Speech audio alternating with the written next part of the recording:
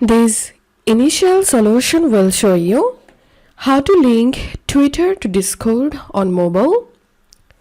So first of all, open your Discord on your mobile. Tap on your profile icon at the bottom right corner. Tap on Connections. And here you have to tap on Add at the top right corner of the screen.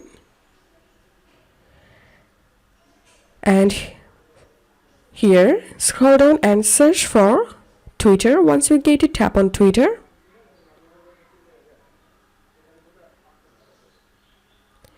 And enter here your Twitter account username or email and password. Then tap on Authorize app.